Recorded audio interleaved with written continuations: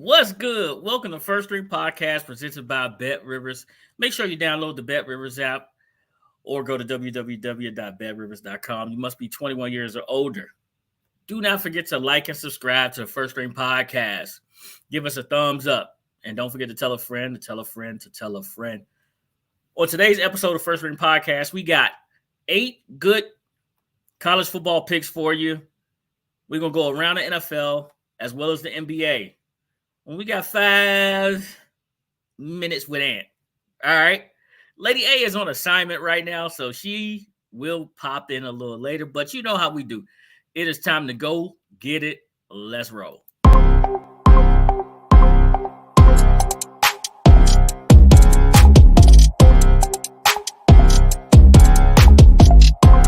Artlist.io.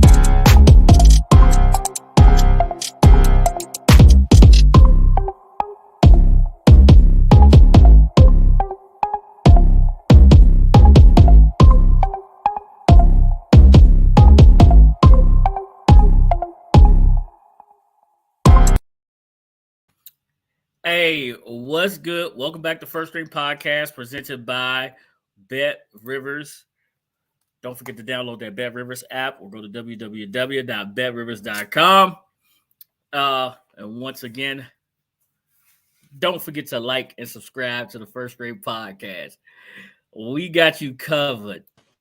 Say it. What's good, man? What's good, my brother? What's good? What's good? Oh! First Stream, that's how we do it, player. That's how we do it.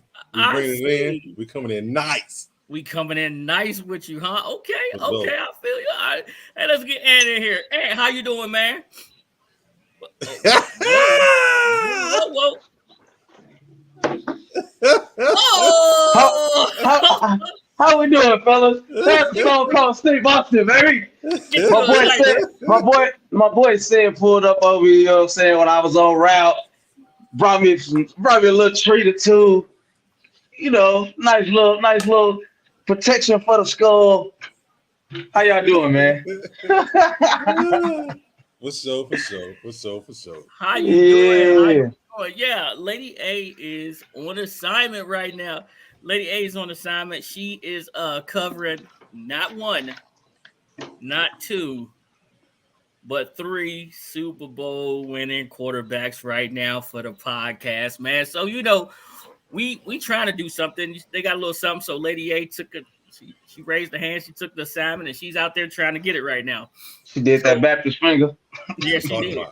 She did. She was like, I'll please and thank you. Please and thank you. All right. Yeah, but let's say what's up to everybody in the chat. Drew was first in the building today. Was good, Drew. Appreciate you bouncing in. Now, was it really Drew or was it No. Kyle but Drew? No. It was Drew because I put it up a little late. You know, Go Caps is in the building, man. Go Caps, you should have been here on Tuesday, man. We had Mike Callow come past. Yeah. Dropped some great knowledge on us, man. And Rothman's in the building, and John Grace, the third, present, and we got. I gotta get that in there. I gotta get that in there, man. He said crab box. All right, Bruce Glass is in the building, of course, man. Oh, now you got.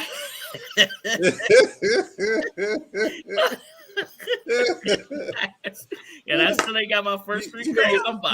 You know how it is, John. We trying to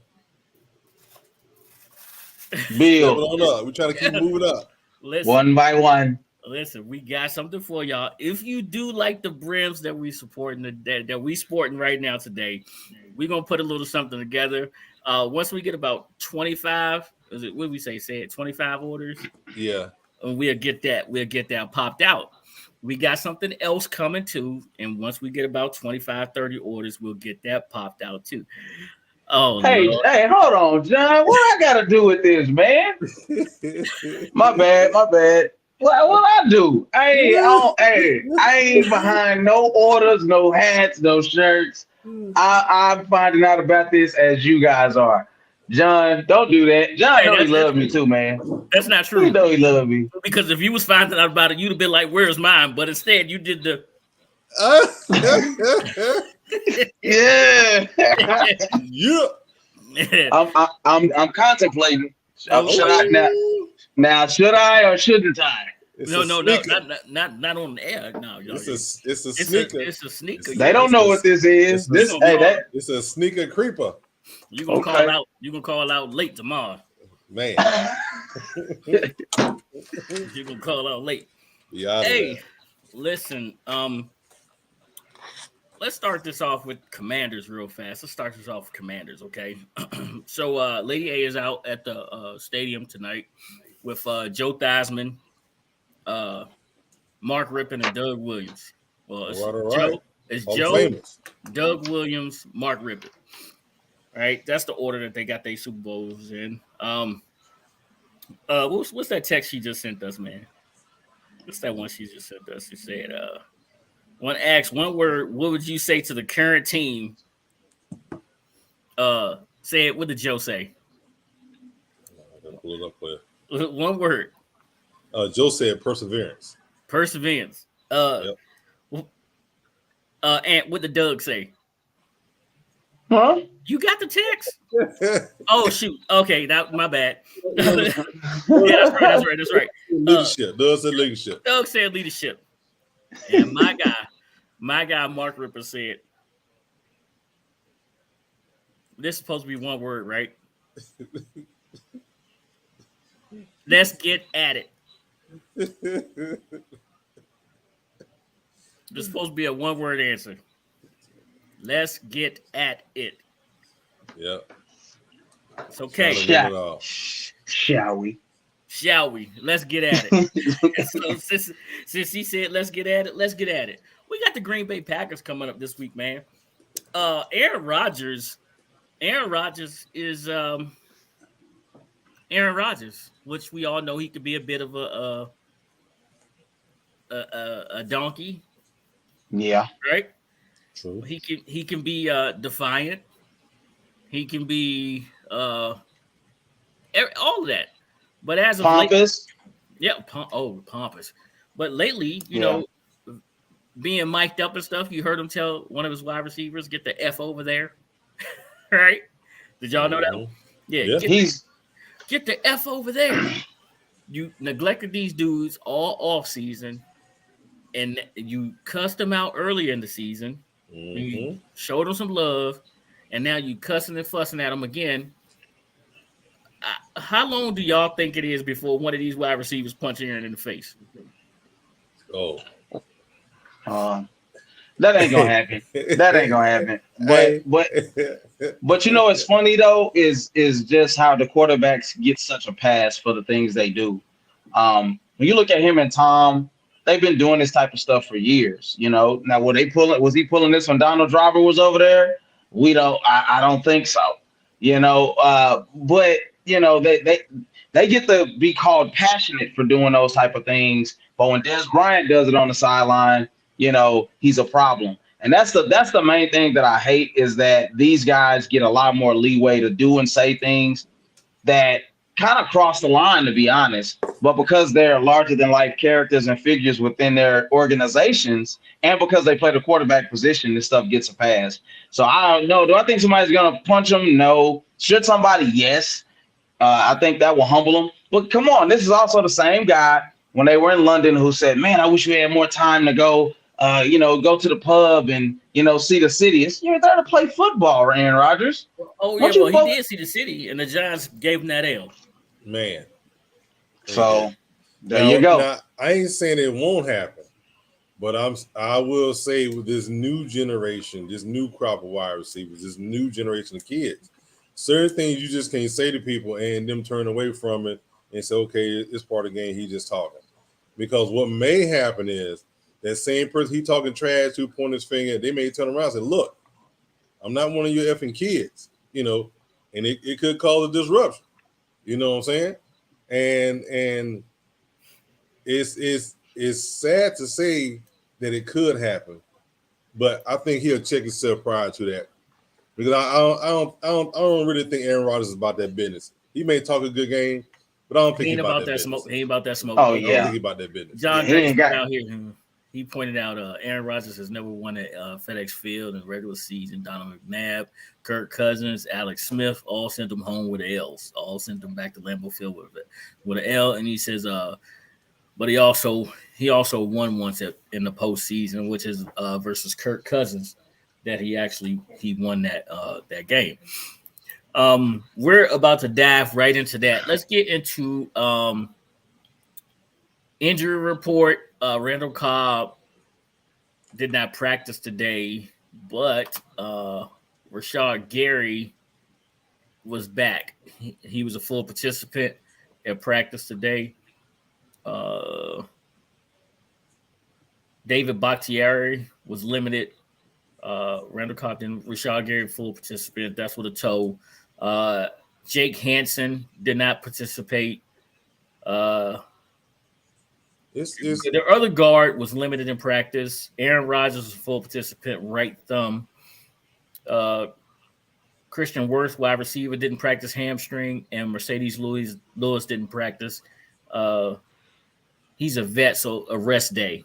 Right. But see, you know, with that being said, the biggest one I heard is Cobb. Because Cobb has left, gone, and come back again. And he knows that system. He knows Aaron Rodgers knows him. That's the one guy he knows. If I say he's going to do X, Y, Z, he's going to be there. So with him being out, you know, with Randall Cobb being out, now he got to depend on them same guys he was talking trash to be where they're supposed to be at, you know. And then Bakhtiari is the other one. Mercedes Lewis, I understand, but Bakhtiari and Cobb, those are two pieces he needs to have. Because without him, Bakhtiari playing there trying to hold his position down, this going to be a D-line open season. Frenzy. We saw the Jets have their way. Like we talk about Washington's offensive line, the Jets had their way with Green Bay's offensive line this weekend, which is one of the reasons why I said give me the Jets, Jets. Is because you know they got some dogs on their defensive front, right? And so does Washington. When I look and I see both of their guards were limited in practice or didn't practice, it makes me wonder, man, do we have a shot? And then I think about our offense. I think about Washington's offense, and we got one Taylor Heineke coming in, and I don't see the field being stretched. And then I look at our injury report, and I see De'Ami Brown didn't practice growing, and I see Jahan Dotson pull up lame all over Twitter today with a hamstring, but they have him listed as did not practice. Kyle just checked in, and what's up, Hawk TV? What's up? So Kyle checked in, and Hawk checked in. We got them still waiting for Ron O'Neal to pop in, and Drew also. So and Vic, we don't got to talk about De'Ami, right? Because he's a bust. You don't want to talk about him. So what has he done since he caught 2 touchdowns? What did he follow up with? Look, let's be honest. What has anybody on that receiving staff did since that game? Y'all just won 12-7 over the Chicago Bears, where people were dropping balls everywhere. So did De'Ami have an opportunity to drop a pass? I can't say he did. They all did. Okay. Yeah, I'm like they all were playing bad. I see McLaurin drop a couple passes. Well, listen, when you target Terry McLaurin, under which everybody keeps banging their head against, why is this dude not getting double-digit targets if he's a number one wide receiver? Why is he not doing it? And then what do we hear this week? Oh, Scott Turner calls plays just to call plays. He doesn't target a defensive player that, hey, we're going to pick on this player like the Eagles did to Michael Parsons. Hey, and don't get mad. I'm just saying. I'm good. The Eagles had a game plan to frustrate Michael Parsons. And then once they checkmated him and moved him back to linebacker, then they said, okay, well, now we're going to frustrate Diggs. And you saw Diggs get the 15-yard penalty because he was frustrated. No, well, but that wasn't that play wasn't even on his side. That's where I'm finna stop you. That happened on the opposite side of the field. He was mad because it's simply they ran the ball down the field 11 times in a row and then hit who was the receiver that they hit? Who's Devontae Smith. Then he hit Devontae Smith on an RPO. That's what happened. He was just frustrated at the result of that drive. They didn't pick on him. He still didn't get picked on in that game. Honestly, listen, 9 times out of 10, I can guarantee you. How many tackles did he make in that 11 runs? How many times was he up in there making tackles? They were up the middle.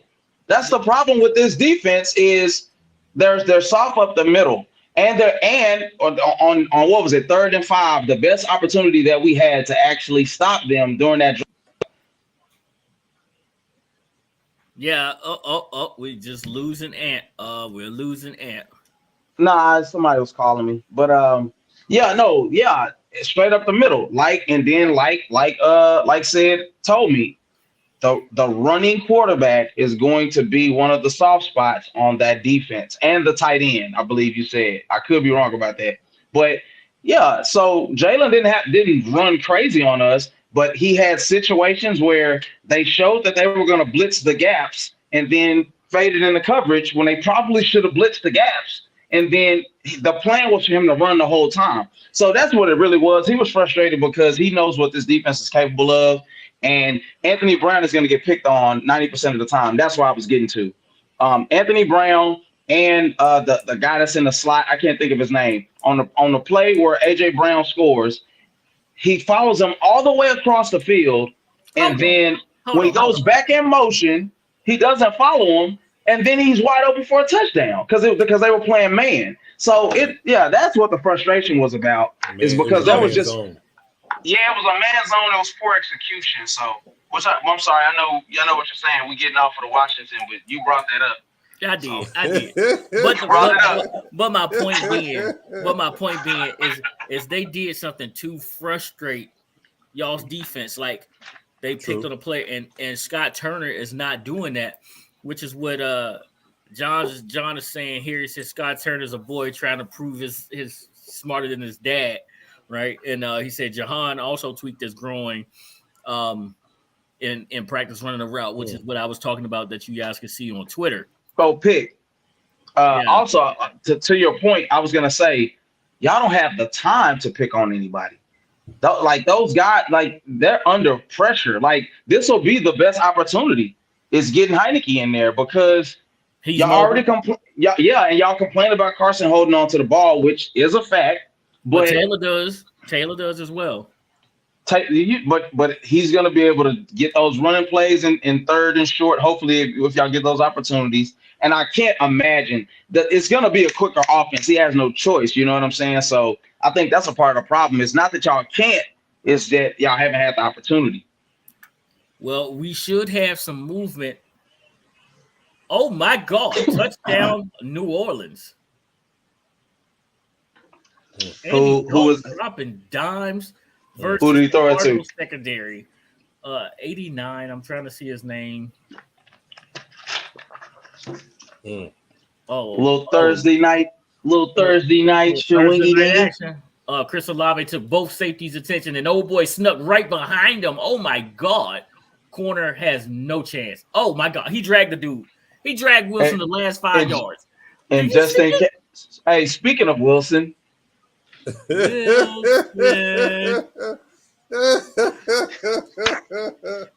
dragged him the last time. Hey, last time I checked, they do not give the game to the first team to score.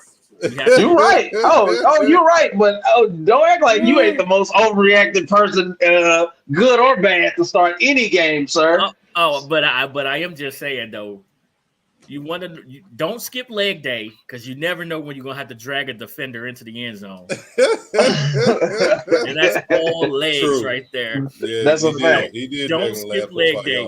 Hey John Graves. Hey, my man in the gym. Hey, that guy didn't skip leg day because you see what he just did. He just dragged that man into the end zone. All right, we are late. We are at the 20-minute mark here, said. At the 20-minute mark. And Lady A is going to take L's for every pick that she did. No, see, Lady A, this is why I'm going to speak up where neither one of you bozos spoke up for me. He was plotting against me, and then he went along with it. I watched the show back. I said, these individuals. I'm over here doing this. I'm sorry. Who's out there? That's on the NFL. That's on the NFL. Yeah, he's talking about you. So if you would, if we're gonna go to the picks, if you don't mind, we go ready. ahead and show the. Go ahead. Because the college producer is on the cell phone today. Hold on. Go ahead. We got to do a little something. It's time to play. Who you got? Sponsored by Bet Rivers. Placing bets and cashing checks. You got that right. Placing bets and cashing checks. So for our college producer here, I'm going to put the weekly breaking up from last week and go to see how bad and good we did. As you see, two pick led the way, 7-2 at the time. Ant 7-2, Lady Ant 7-2. I was the only one came in at 5-4. I was fighting left and right. I was throwing hands. As you see, I still came out with 500. I was doing what I had to do. You know what I'm saying? I was doing what I had to do. So we go to the leaderboard, the overall leaderboard. As you see, boom. AntMoe, he takes a 3-game lead upon me. You know, he's 40-27. I'm in second place still at 37 and 30. And you see Pick done slid his way up to third place. Like a snake. One game back at 36-31. And Lady A, she doing her thing. She coming back there. She 35-32, which is good. That we like to see. I like to see competition. So that way, I take over. Whoa. Hey, no. We don't want to hear nothing that you gotta say. No, you gotta hear. What we gotta say. What you gotta Big hear. dogs eat. What you gotta hear is this. Go ahead. We do the homework so that you can place the bet and cash the check. Let us do the homework. For sure. That's what we do, right? 21-6. 21-6 by and large from the top 3 guys, and then we add in his 5-4. He's kind of messing us up, but no big deal. The only thing that matters in life is that big fish eat little fish. Okay. And I'm going fishing for a big old fish because I want to eat for about a week and a half. And I would say something, but it's gonna be pause worthy and it's too early. I ain't doing it on my celebration. You understand me? Hey, Sid, I got a little more leg room. You see me here stretching. Yeah, I see you stretching. Yeah, just like I did on NFL side. I stretched out a little bit myself. Yeah, you did. You did. True that. Like I told y'all, it's between me and this guy, man. This guy, he's a pretender. This guy's a pretender. But us, it's something about the steady, you know what I'm saying, the steady Eddie, you know what I'm saying, wins the race, man. So here's my formidable competition, you know what I'm saying? The steady Eddie. Because a couple of them games literally came down to field goal. Yeah, a couple of them games literally came down to field goal. You know what? I'm trying to think. But I don't care. You know who also said that? Vegas said that when they made the line. I bet you they did. This game was down to a field goal. So this is what we're gonna put Baylor. I was a Baylor fumble away from 8-1. That's the part that kills me. I was sitting up there watching the game. I was like, come on, Baylor, why y'all do this to me, man? But you know. All right, well, let's jump right out the gate with two formidable foes here. Okay.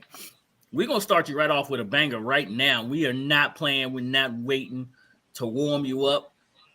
We're going right into this right here. Okay. We got Syracuse undefeated, traveling down south to take on the Clemson Tigers and DJ Underlululele. You know I mess his name up every week. Just throw DJ out there. We got you. Underlulele. And I'm probably wrong again. DJ, right? Clemson is starting to play like Clemson, right? And they are not messing around. They're starting to play like Clemson, but Syracuse and that defense is formidable. That's a really good word, right? Might I add information about Syracuse's defense? Yes, sir. Please do. All right. Syracuse defense is their total rank is number 8. They are number 11 against the run, and I wrote that wrong. Number 12 I think it's 12. I'm sorry. 28. I'm sorry, against a pass. So it ends up being 8. They give up about 82 yards on the ground, running, and 173 in the air. So that makes them number 8. So that means if you're gonna try to get over on them, passing probably the only way you're gonna get it. Listen, this is what I know. I know that Syracuse, their common opponent that they've had has been the North Carolina State Wolfpack. And when I look at the difference at what happened in that game, I already know which way I'm going. But I'm just going to tell y'all to do y'all that little bit right there, and then we're going to get into this right here. Let's look at this line real fast, okay? We have Syracuse at plus 13.5 at minus 110, and their money line or win line is plus 390. Clemson is minus 13.5 at minus 110. Their win line is minus 560. The over-under is set at 50. Minus 110 both ways. Y'all tell us in the comments who you got. Am I first right here? Of course. Lady 8, but she's not here, so yeah. Yeah. All right. Okay, so listen. After doing my homework, I see that one common opponent, Clemson had them early of the first weekend of October, I think it was, and they barely got away with the victory. NC State last week got blown out by Syracuse in the Carrier Dome. First time that they hosted them in the Carrier Dome, and both teams were like ranked, right? And people must have forgot what Clemson did to North Carolina State. For some unknown reason, don't understand why. But then Syracuse went and just took it to a whole new level on them. I'm gonna jump out here right now. I'm not taking the 13.5. Give me the Syracuse Orangemen money line. Oh, listen to him. Hey, defense travels. You're right. Defense does travel. And I didn't get a chance to give you Clemson's number. Clemson was ranked number 30 overall on defense. Number 4 overall against the run. Number 95 against the pass. They're giving up 255 yards a game in the air. That's Clemson. So I watched some of the Syracuse game last week, and this unless Vegas seen something I hadn't seen, this 13.5 is disrespectful. So give me Syracuse, and then plus that 13.5. Oh, you said 13.5. That 13.5 is disrespectful. Give me Syracuse not in college. And plus 13.5. I mean, you're right. You know, you're right. It's not in college. But when you see defense on defense, this 13.5 is disrespectful. Yes. Okay. Linda's in the building, and then Bruce Glass said he wants Syracuse money line. She said, "Hey, Ref the District's in the building. What's good, Ref? What's going on, Ref? Hey, man, y'all need to get back at us because we need to have y'all on the show really soon, really, really soon. I'm not sure if that's Stoner, Nate, or Trav, but I know it's one of them. You know, it's one of the three. It's one of the three. It may be Nate. It may be EP because EP stood there. She's just taking over. EP, that's my favorite one. EP's my favorite member of Ref the District. She's just taking over. And Ron O'Neill said give him the 13.5. And we talked about this earlier, Ron. We talked about it earlier. Go ahead, Ant. Give us that big dog, eat little dog knowledge. Shout out to RTD, man. We was arguing on Twitter. Look, I just said that. He said we got beef for that. we were just arguing on Twitter, man. I'm like, you know, I just don't understand. I don't celebrate Washington losing, even unless it's against us. I don't care if Washington wins or loses, with the exception of how we fall in the division. So we had a little back and forth about that, and I actually told him we need to get this on camera so we can discuss it, whichever one it was. But anyway, yeah, I don't understand this line either. Clemson is not a juggernaut by any stretch. They've been fighting hard against every team that they play for the most part. I'm not going to say I know the most about Syracuse. I didn't even know they were undefeated. But I'm not buying that line. And given those numbers, I can see how they could go in there and pull an upset. But I'm too timid to pick that money line, so I am going to pick Syracuse plus 13.5. All of us are going Syracuse. I am immediately thinking about changing my pick because I told you if Ant's in front of me, and he's running. Do it. Change your pick. Change your pick. Change your pick. Change your pick. Change your pick.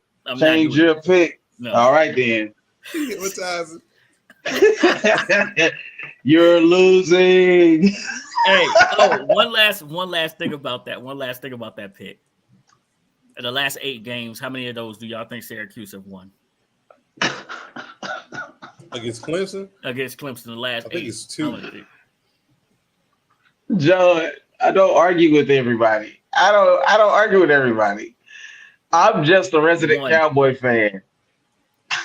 1. You said 1? 1. They won 1.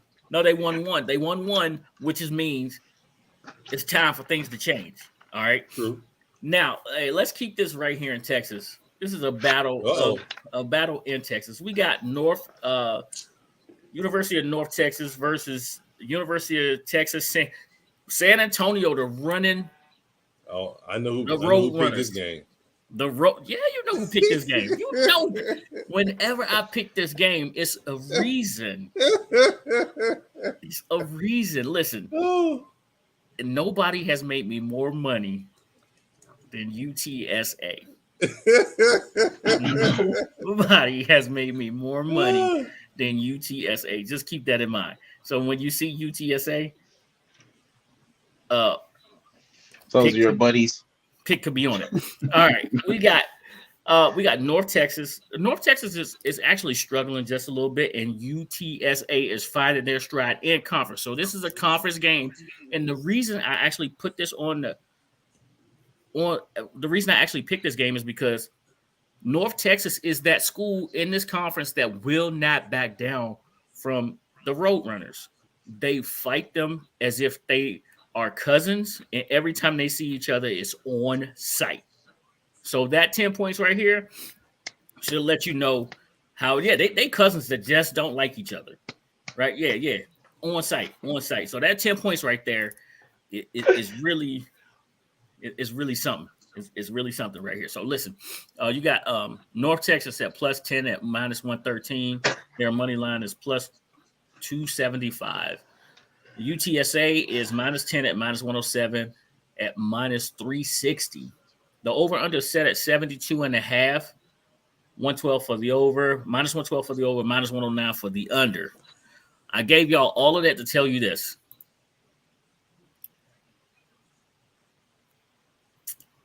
The last time I picked UTSA in this game,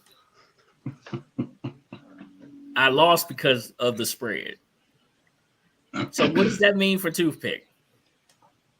I'm not messing with a spread. No, because see, if you're gonna bet this, then you might as well pick the spread. See, No. how he does? Do you see what he does? I'm not messing with a spread. I'm not messing with a spread. But this is off the show. I need the win to catch Ant. Okay, so off the show. How am I betting this game right here? I'm going with the over. I am taking. Is this the first one? This is the second. No, I'm talking about this the first over you've taken officially. No, I'm not taking this officially. Oh, okay. See, you're doing your normal. Okay, you're doing your normal. I'm taking the over. Here, I'm taking UTSA -10. So I'm telling you how I bet it the last time in real life, and they didn't cover the points for me. So, but I'm not messing with that there with Bet Rivers. I'm not doing it there. But here, give me the 10, UTSA. All right, hold on. I'm sorry. These guys are showing me so much hate in the comments. I don't know what to do with myself. Oh, stop reading the comments right now. And you said UTSA. UTSA -10. -10. All right. I'm sorry. It's hard, man, because now we're just jumping in. I got it. I told you my single bets. I'm +10 on my single bets all year. I respect it. Hey, real quick. Hey, I made a little bit on a single bet with Luka scoring over 29.5 last night. Just a little bit. You came up, right? What he at? What he drop last night? 35. Ended up dropping 35. But we ended up losing the game late because they sat everybody too soon. But you won. But you won. Yeah, I won. I was conflicted. I was like, thank God he went over because if they would have just kept scoring, he would have stayed on the bench. But whatever. It's gonna be an over. It's gonna be an over. Yeah. I looked at a common opponent these two had, and I believe it was Memphis. And one team won, one team lost. Which tells me that one team actually when they went on the road, which means they can take their little offensive scheme on the road and at home. Yep. UNT has been up and down for years. My brother graduated from UNT, but I mean it is what it is. Give me UTSA money line. Hey, they have music school anyway.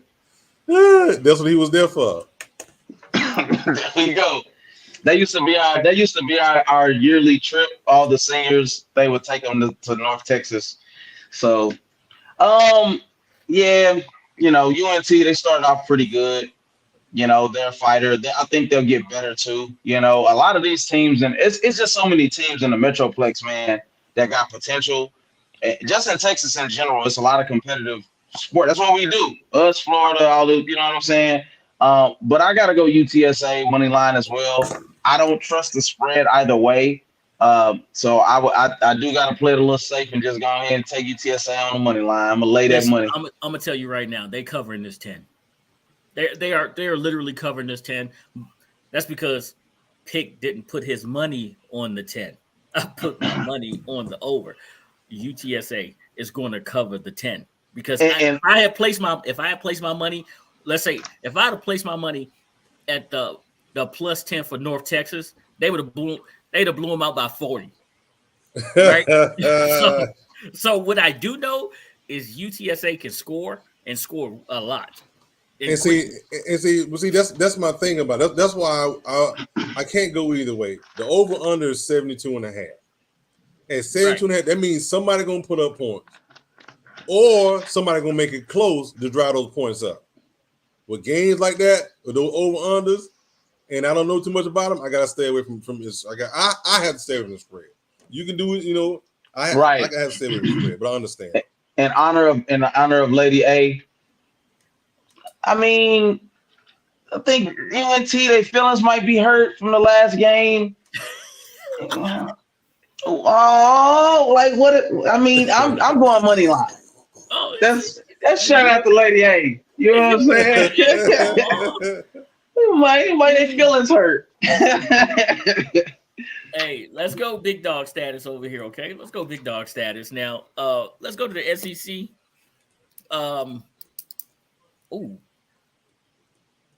We got LSU coming off of said they won last week, right?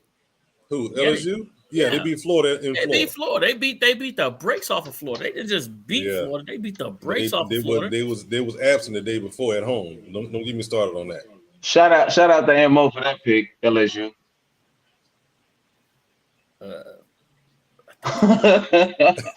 And we got Ole Miss and Lane Kiffin doing their thug nizzle. Right. All right. Listen, Lane is not. He's back in the SEC telling these folks, I'm not just here for y'all to beat up on me. And he's been doing some things with Ole Miss.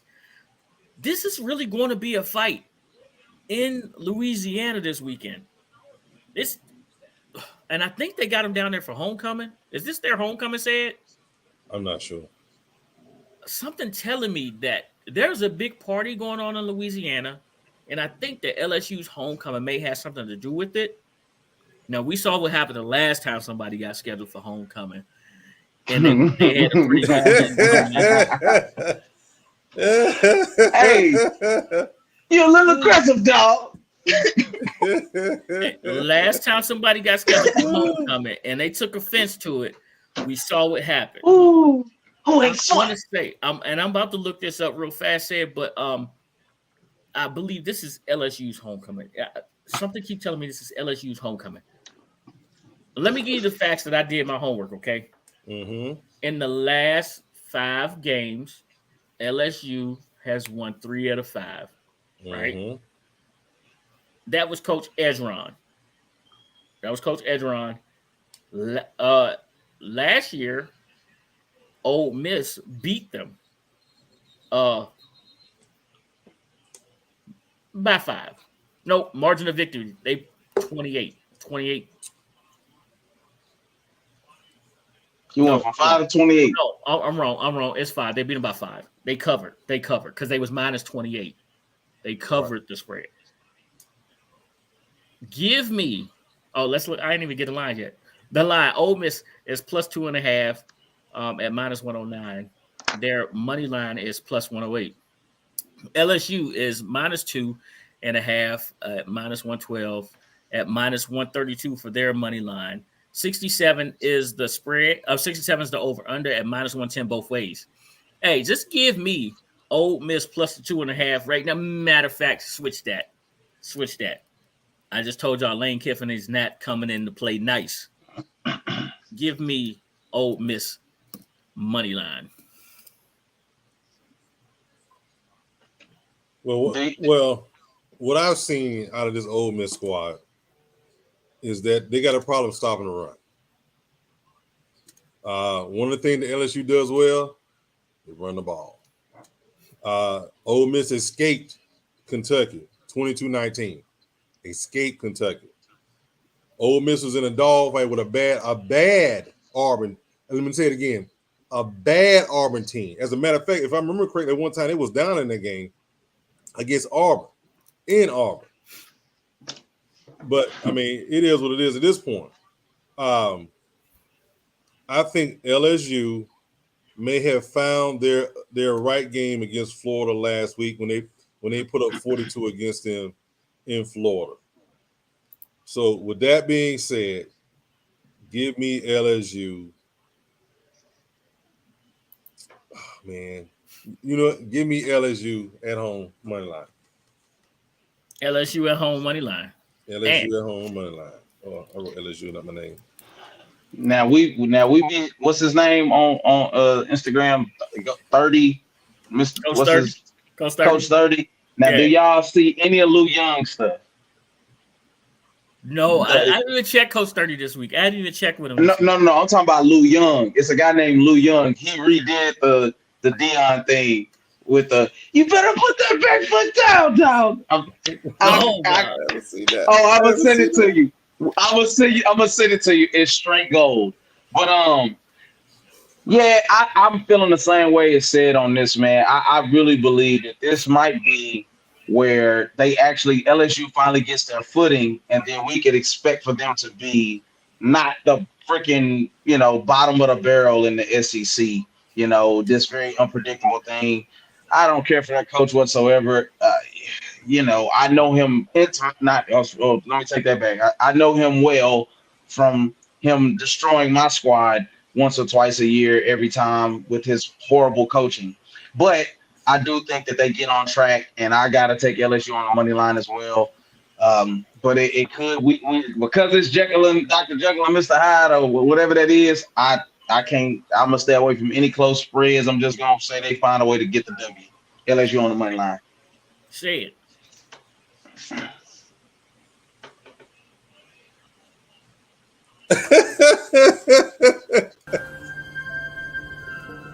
Wilson! Hey. Wilson! You come looking at the game player. You said Mr. Wilson. I saw that interception. Hey, you caught me in the game. You're right. Well, unless Lady A, I'll text her and have her send me her picks by Friday. She'll get her picks in. She'll get them in. I hope she ain't in there with them folks burning no sage. No, hey. Hey, it's good vibes in there. It's championship vibes, championship rings in there right now. I feel it. That's good. Championship rings she talking to. Ooh, So this is a good one right here. So they threw the pick inside the red zone. Yes. Yep. In the zone. Yep. Dang it.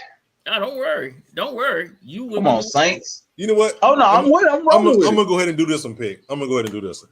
Okay, go for it. I'm gonna go ahead and do this. He would bring to you two teams that are super physical. The UCLA Bruins go against the Oregon Ducks. UCLA head coach used to coach at Oregon. So they got some residual anger for him leaving them in the dumpster fire the way they did. But on the other side, you got Oregon team who got smashed by at the beginning of the season. But the Bulls have responded.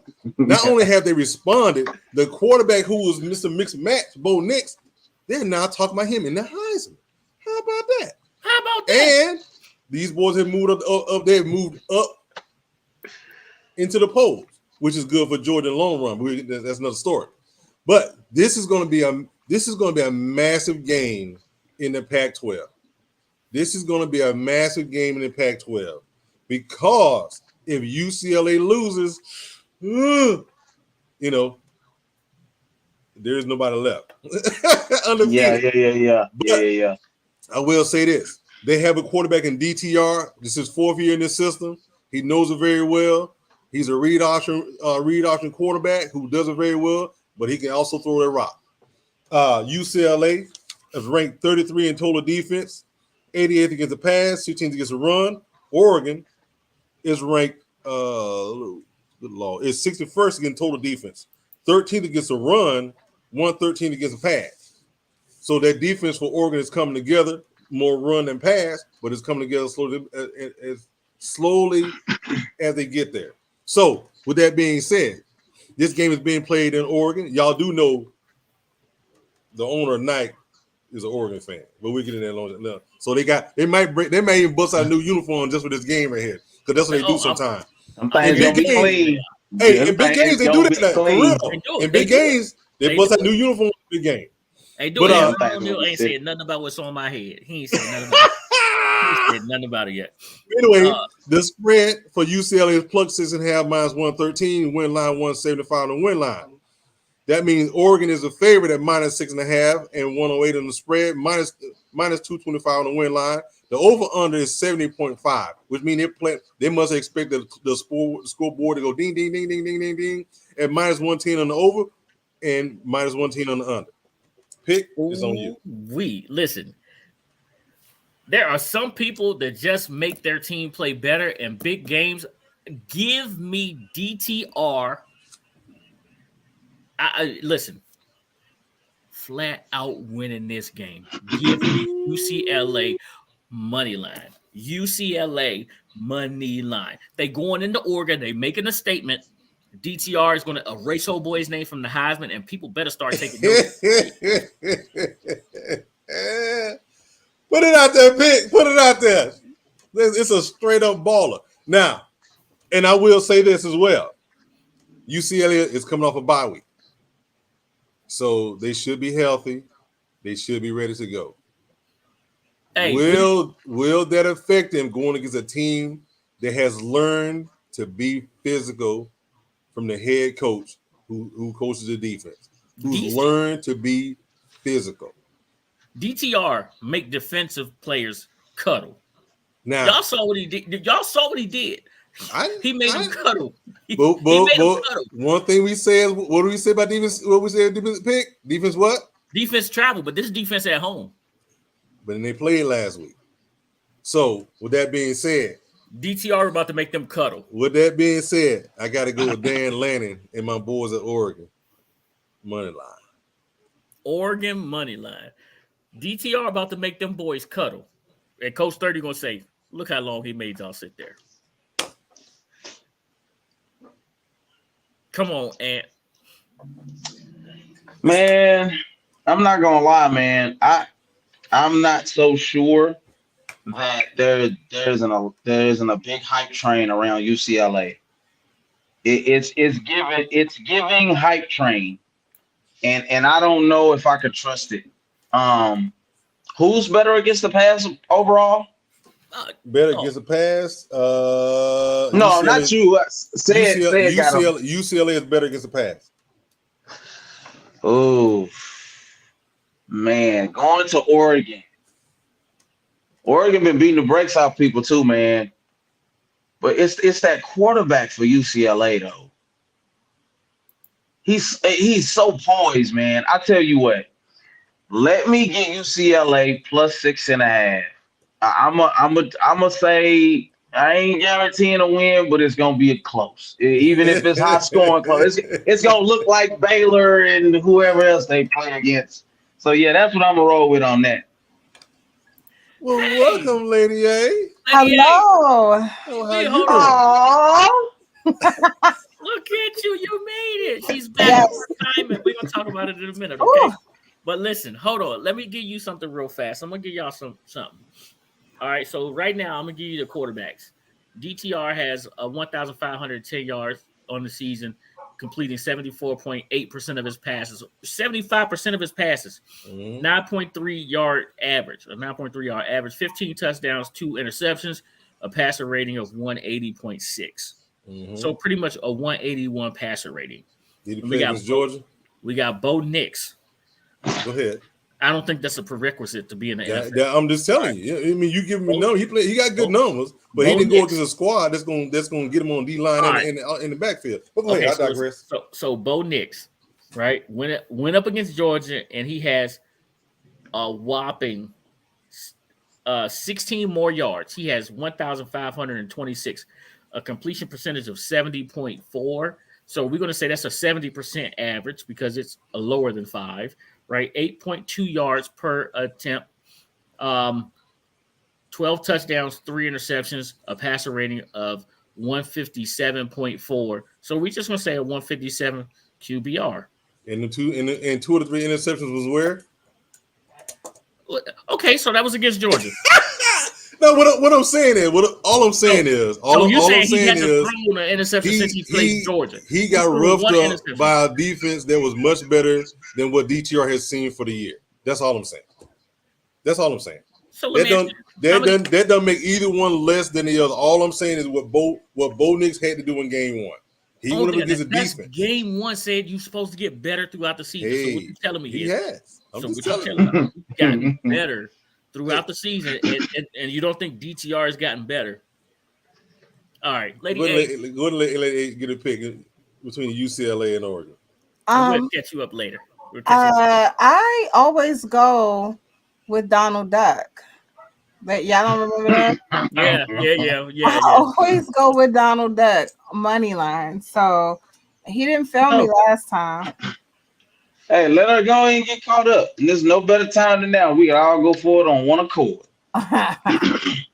With that being said, she's going Oregon. Yes, Donald Duck. Hold on, Ant. Who'd you pick? No. It's split. He picked Oregon. Say pick Oregon too. Okay. Split. Yeah, I'm going Oregon. Donald Duck money line. Donald Duck is a terrible mascot too. I'm gonna tell you right now. I think it is too, but it's hilarious. No, he literally, the Oregon Duck is probably one of the only mascots to be suspended. Yep. He will fight you. That's why I go with him. First of all, think about if you're a fan of Donald Duck as the character, it's he's always having a temper tantrum, always trying to fight. It makes sense. Yeah. You right. With Oregon. Hey, listen. She's going with a rowdy mascot. Yes. I like it. Okay.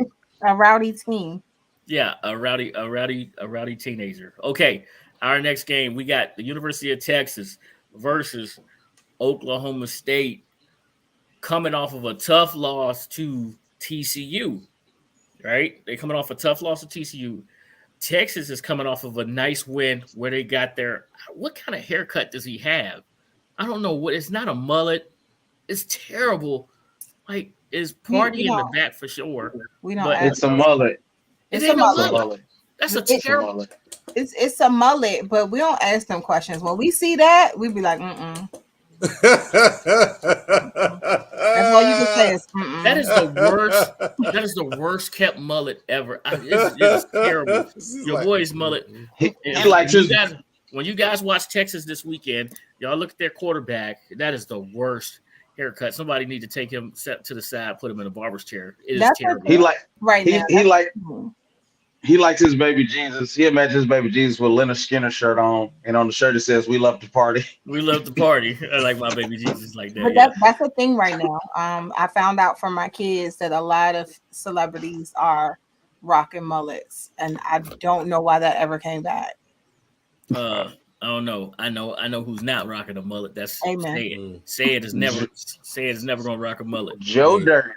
Joe Dirt vibes. That's who he looks like. A fat faced Joe Dirt. He does. Oh boy. Like a fat faced Joe Dirt. All right, so we got fat faced Joe Dirt traveling up north to Oklahoma State to play the Cowboys in the Pokes. Okay, nobody paused me. Cool. Yeah, I gave a side eye. I don't think we even get it. I missed that one too. Yeah, I don't get it. Was it the Pokes part? Is the Cowboys in the Pokes? Yeah, I guess I missed it. I'm sorry. They're sticks. Oh, He's just making it worse. Oh man. Yeah, let's move on. All right, so let me give you this line here. We got Texas at -6.5 at -112. Their win on money line is -230. Oklahoma State is +6.5 at -109. Their money line is +185. The over/under set at 61, -110 both ways. Lady A, I know you're just coming in. I hope you warmed up and everything like that because you are first. Yes, I know. I like how you are first. Yes, we know I'm the bottom of the barrel, but I'm going to go Texas minus the 6.5. Oh, nice. She's laying the 7. All right. No, she's laying the 6.5. Well, that's pretty much they gotta win by more than 7. So 7. They gotta win by 7. So she's laying the 6.5. You're right. Okay, listen. Let me tell you how the last 5 games have gone. Oklahoma, Texas, Oklahoma, Texas, Oklahoma State, Texas. That's how the last games have gone, right? And we're playing in Oklahoma State. I keep saying Oklahoma. We're playing at Oklahoma State. That is one of the toughest places to play in the Big 12, right? And I don't think that Oklahoma State is going to have a hangover from what happened with TCU. But I just don't understand how they recover because of the way TCU beat them. I think they're going to be up to the task, but I think Texas is going to win this game. I do like the over because it is the Big 12 and no one plays defense in the Big 12. I can't see myself laying the 6.5. Give me Texas on the money line, please. What? No, you can't just keep on money line. He's full of surprises today. Let me tell you. Listen, because it's only 112. See, it's only 112. If you talk about betting, but he throws all logic. He throws his whole logic out the window this week. So well, hold on. This is a touchdown game here. This is not me picking Texas when they're playing North Texas and the spread is -1,000 million, 100 million, and that's not what it is. These are 2 good teams. A 2-loss team and a 1-loss team. Like I told y'all last week in doing Oklahoma State, they lose 1 game every year. Not supposed to lose. They did that last week to TCU. They're playing at home. And like TCU last week, I believe they're going to jump out on Texas, and Texas is going to be in trouble. That's just my feeling about it. I know Texas like to run the ball to try to get back into it, but I think it may run the clock out for them. So go ahead and give me OSU and then 6.5. I said, let me tell you why you're wrong. Did he already pick? Didn't he already make his pick? But let me say it why he wrong right now. He always do that. Go ahead. Because Listen, Go ahead. it's my job as the host to let you guys know when you're wrong. Okay, All right. go ahead. I'm listening. Say it. The reason why you're wrong is not it's not just the running game, which Robinson Go ahead. I'm listening. scoreboard, right? Which is the reason why Robinson is one of the top backs. He's one of the top backs. But it's not just him. It's the quarterback that we just talked about, the mullet. He's back for Texas. And that's why you're wrong. It's because they won't just have to rely on the running back. I'm glad to hear that. OSU plus 6.5. Right, I'm about to say he's still. I don't want you to change your pick. I'm just telling you why you're wrong. No, I hear what you're saying, but like I'm telling you, they do this every year.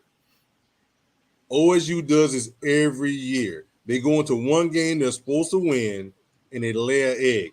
They did that last week on the road against TCU, right? So you're saying that they should win this game? They're supposed to win this game. This is a game they should. I think the odds on this game went down because they lost to TCU. That's what I think personally. I think OSU is going to win this game, and I'm just taking the 6.5 to take 6.5. Why not? I got you. All right, go ahead, Ant. 185. Get in there, Ant. Got the church finger up. Patient. No, I was just frozen for a second because. Sid, could you do me a favor? Show me that. I think I made a mistake on the leaderboard. Show me that overall leaderboard again. Oh, I hate you. I hate you right now. He did that. Oh, big fish eat little fish board. No, I didn't make a mistake. AntMoe is saying, as usual, at the top, because the big fish eat the little fish. Okay? So stop telling us where we're wrong, okay, Pick? Okay, go ahead, Pick. I share the sentiments. Hey, look, and I'm going to go old Skip Bayless on this, and I share the sentiments with saying, yeah, I don't like them, but, you're wrong, as always, okay? Oklahoma State, Texas never plays them well at home. It doesn't. It doesn't happen. And this will be the game. Like usually, Texas will be undefeated when they go into Oklahoma State and they get knocked off. That's how it goes. That's facts right there. That is facts. Oh, I know because I watch this. I live this. I eat this. That's why I'm a big fish and you're a little fish. So I'm going with Oklahoma State plus 6.5 myself. I listen. I hope it's close, and Texas still gets the win. But if not, we're just gonna keep eating the little fish. This is oh my God! If you don't catch this, he put the Jets on it. That's not. This pick money running out the window. That's not. That wouldn't be. Now fill me in. What just happened? A quick crosser pass turned into about a 50-yard catch running down the sideline. Man, I think they defense took a break. It was like, coffee break. No, it's not coffee break time. He stepped out of bounds. Never mind, he stepped out of bounds. They got him right there. This is not coffee break time. Yeah, he stepped out of bounds. They're gonna move it back. And this is in the Thursday night game, correct? Yes. All right, listen. Wilson. No, Wilson in that one. No Wilson. No. And what game? The last one. No Wilson pick. No Wilson. No. I'm talking about the football. I'm talking about the pro game. Oh, don't worry. Yeah, I'm just subtly reminding you, Pick. Don't worry. Highly competitive at 7. I'm just subtly reminding you. It was a Wilson last week too. You know that, right? Yeah. It was a Wilson Which one? Last Thursday. You was a Wilson last Thursday too. Oh, by myself, yeah. Mm-hmm. Yeah. Just so you know. Be humble. Hey. No. Hey, you want me to show you the leaderboard again? Show me one more time. Just knock it off, okay? Listen. We got Mississippi State taking on Alabama. Alabama's coming off of a loss, and you got to know that Nick Saban is not happy. Nick has been rowdy, so if Nick's not happy, he's not happy at home, he's not happy at work, so the kids are not happy right now. I feel sorry for the team that plays Alabama after a loss. Yep. Because it is not going to be a good day for you. Alabama showed some flaws in their secondary. And I don't know, can Mississippi State pass the ball? Yeah. Actually, they can pass the ball. They can. They Mississippi State been putting up numbers. When I say put up numbers, 45, 42, 39, 49, 40. Some of those against SEC teams as well. So they can pass the ball now. But Alabama's bringing in some new wide receivers this week. Oh, they had auditions. They had tryouts on Tuesday. Them guys that was hurt early in the year. Guess what? Burton, who transferred from Georgia, you better go to the bench. That's what you get. Stupid. So they had some wide receivers come off the bus. They hit the transfer portal. Leave them young men alone, Sid. Stupid. It always goes back to Georgia. I got another one. The little boy that transferred the cornerback in the Florida. He's now third string, but he was going to start in Georgia. But go ahead, I digress. Hey, maybe transfer after national championship. You got to be losing your rabbit mind. Maybe big fish eat little fish, and he couldn't stay with the little fish. Maybe that's what it was. Listen, you can't do the big fish talk. You got to leave that to us. First off, man, y'all act like y'all 50 games ahead of me. I didn't say nothing, man. I'm just laughing. I didn't say nothing. 50 games ahead of me. I didn't say nothing, Pick. 1 game ahead of me, which means you are 3 games ahead of me. I didn't say nothing, Pick. All right. How many games you saw? How many games ahead of you? 3, 4, whatever. I'll catch you this weekend. You just keep not picking the picks that I picked, and I'll catch you this weekend. Listen to him. But go ahead. Let's run this. All right, this line is Mississippi State plus 21 at minus 110. Alabama's minus. Wow. I'm sorry. At their money line, Mississippi State's money line is plus 700. So if you're feeling froggy, jump. Alabama is minus 21 at minus 110, and their money line is minus $1,430. That's a good bet. That's a good bet. Right. The over-under is set at 61, minus 109 for the over, minus 112 for the under. All right. Lady A, how you playing this game? In real life, not at all. Not at all. But on today's episode of First String Podcast, we have to make a choice. The spread is absolutely ugly. Yeah. That is, you want to talk? It says talk about disrespectful. That is so disrespectful.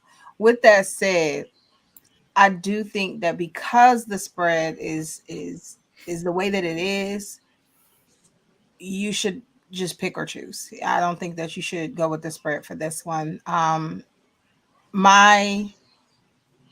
My core is telling me to go with Alabama with the spread, but I'm just going to take Alabama with the money line.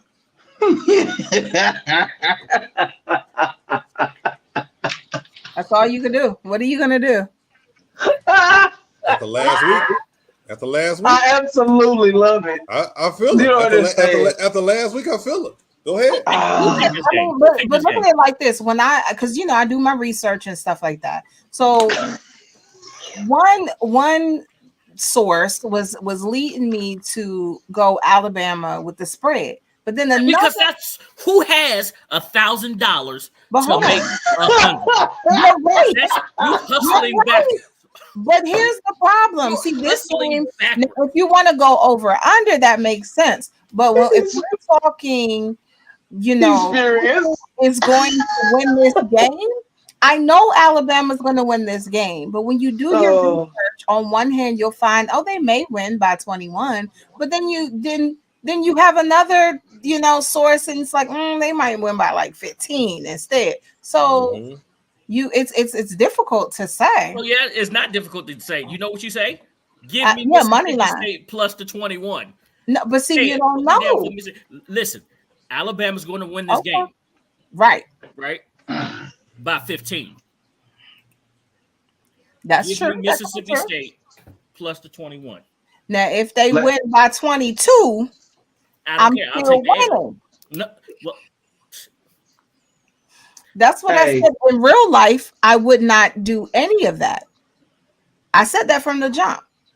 Yeah. Just be held by your convictions, Lady A. Don't let him talk you into this. Oh no, there's no way I'm going to choose anything other than Alabama money line because that's the only thing I'm sure of. You could lay the 21. And if they don't win by that, then what? I got you. I got your pick. I got your pick. I got your pick, Lady A. I got you. Thank you. To the pick, sir. Oh, I already picked. He said Mississippi State plus 21. Oh, okay. I think they hold serve. They gonna put some points up too. They not being just bamboozled today. Oh my God, get there. Is that D-Hop? No, that's not D-Hop. That's the kickoff return. Okay, I was. Oh no, that's the running back. That's the running back. I was looking down at the time. My bad. My man is over 100 yards already. Said I'm carefully considering what I'm going to pick on this based off of your knowledge and expertise of the SEC and our big fish status. So I'm listening. Hey, I had to go back and look at what Mississippi State defensive rank was, man. See how far down they was doing. This is actually a much harder pick than people believe. When you look at the teams that Mississippi State, the teams that you're gonna beat the teams that's on your roster, on your schedule, and some of the teams aren't impressive. But then the two teams they lost to, you're like, wait a minute, they were a no-show against these two teams. But the problem is, Alabama got problems in the secondary. Yeah, it's obvious. It's you're not gonna be able to cover that in 1 week. I don't care how many people you put out there. You're not going to be able to cover those DBs in 1 week unless you 3 over and everybody's standing 20 yards back. Mississippi State has a decent offensive line, which is going to give one of them guys, one of them pass rushers trouble to get in, so they're going to be able to get rid of the ball. Like pick, I think Mississippi State going to keep this game close, and it's not going to be 21. I don't think they lose by 21. I think they lose, but it's going to be about 10, maybe 13, but it's not going to be 21. Give me Mississippi State because they can throw the ball in the plus 21. Now, Ant, go ahead and take the plus 21 with Mississippi State. Why would I do that? That's right. You absolutely right. I'm listening. Go ahead. Like, just chill, man. I know you talking a little fish talk right there. Just let me do what I do here. No, but seriously, I hear all of that, right? I heard everything y'all say, and it logically makes sense. But you can't tell me that Saban isn't going to have these guys with fire coming off of them, and that it might be time to put the backups in at halftime. I get it. But something is telling me that they beat these guys and they beat them soundly. I think I'm gonna go ahead and we'll set it up here. No, take that back. It ain't no Wilson. Ain't no Wilson. I forgot. Wilson. Give me Alabama minus 21. Lay in the 21. There you go, Ant. There you go. That's a pick I truly respect right there. Lay the 21.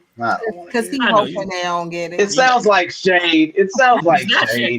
See, now you don't even know the difference between shade and it all sounds the same coming from you. Hey, this is a game that said absolutely probably saw it say, "Are you for real?" Who picked this? I did. I don't want no parts of neither one of these. I'm not even gonna lie. Wash. Yeah. I ain't said. I don't want no parts of neither one of these. I might just go and just take a free L for this one. No, listen. Wash. Yep, I'm gonna wash. I call a tie.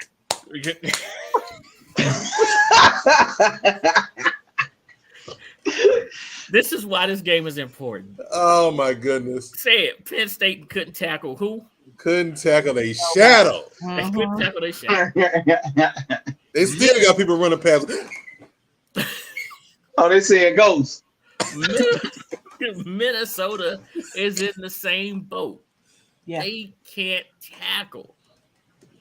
I'm trying to tell you that 44.5 when this game right here, It's not enough.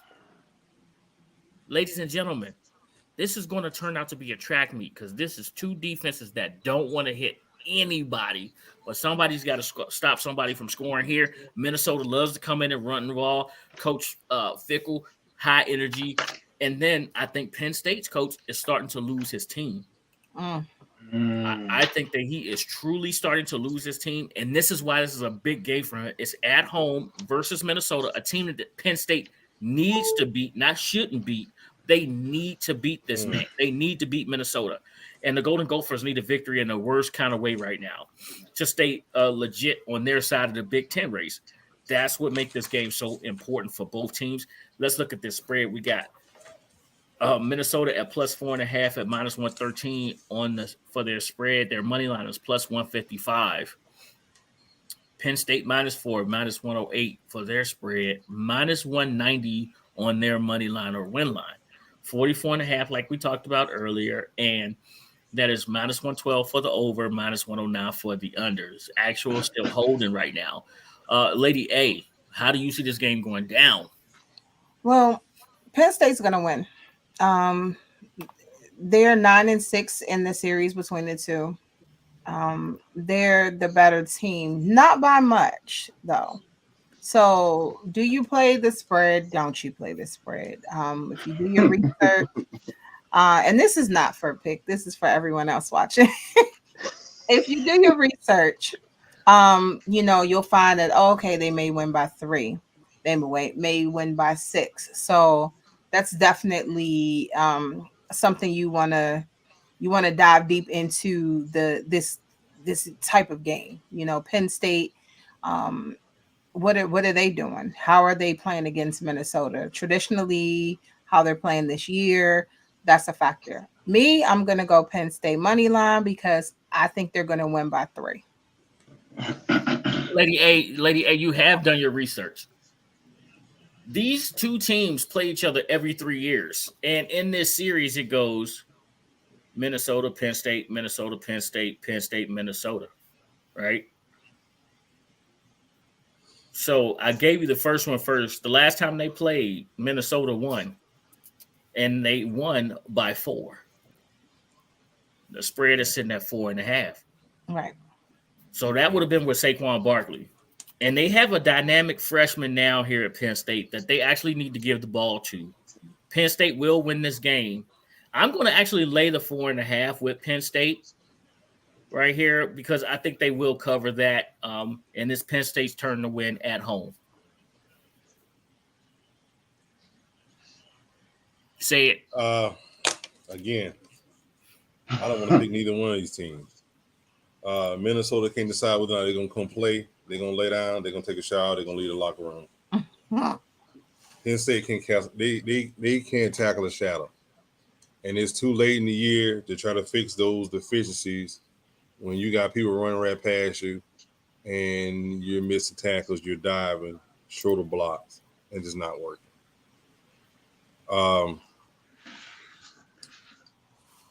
Again, this actually should be 1 point because I don't think either one of these teams want to win.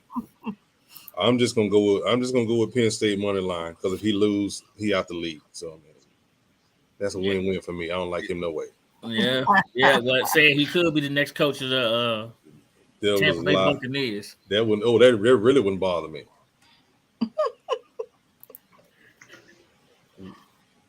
And then I can go out and recruit all players and sign them in one place. You got to put we got a cap. It wouldn't bother me. we got a cap. Well, I think I seen Davis playing for both of these teams in 2 different weeks. You know how that transfer portal work. Yeah. And they was reaching for the ball, but they couldn't find it, just like their mama. So oh boy, not Coach 30. Coach 30. He said I gotta leave that one in there. That was a good one. Davis been on both these teams. I really don't like that you put this game on here. It's actually terrible. It's better than this other game that's on here. Penn State is so disgusting to me right now. They really messed me up last week too. You know what? That's a good point. I could have been freaking undefeated. Y'all go in there and lay a complete egg.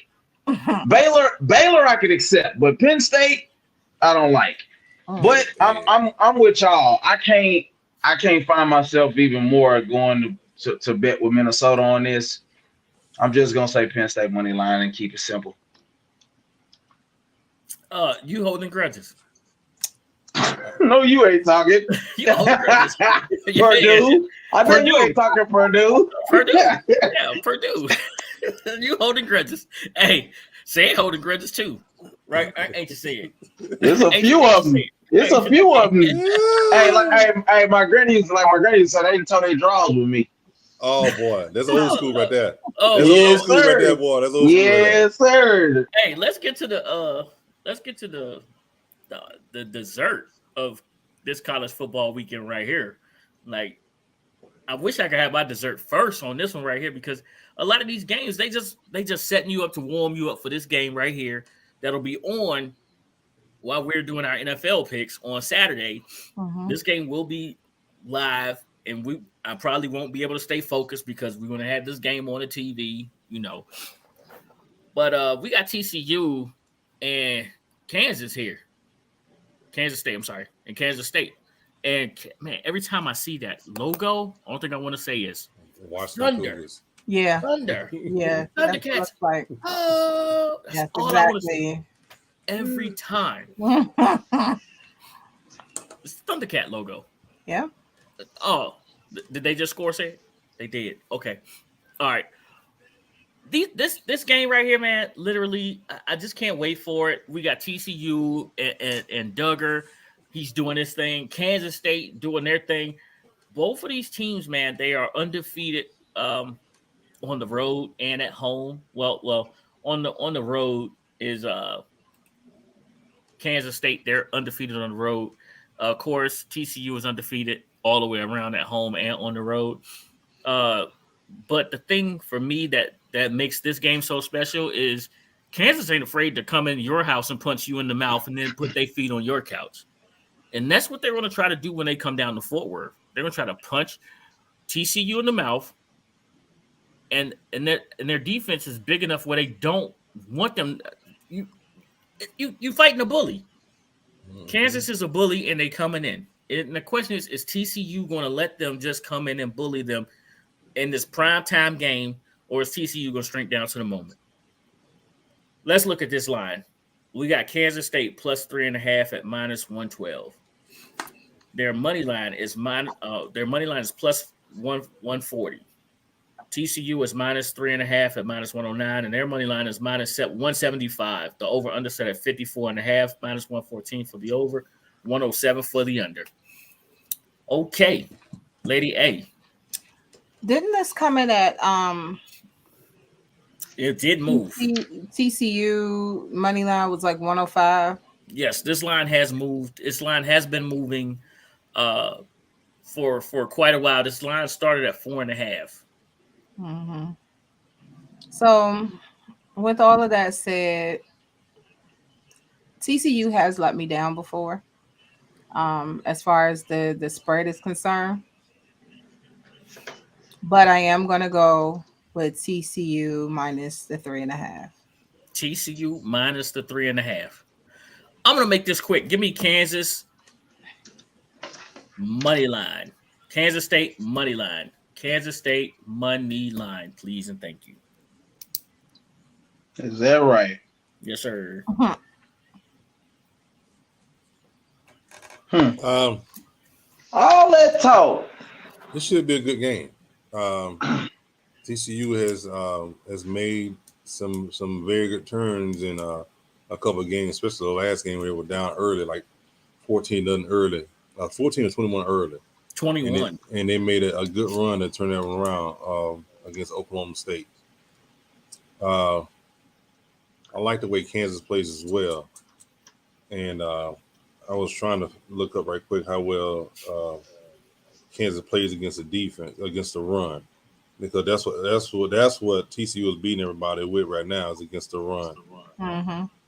Oh Lord. It doesn't look good. Wait, it doesn't look good. So with that being said, I mean they can start the pass because they rate decent. I think it was ranked like 18 or 19, something like that.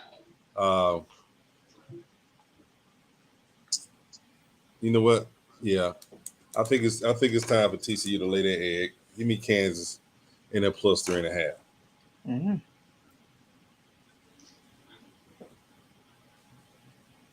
Okay. And Well, I wrote it down as soon as I saw the game.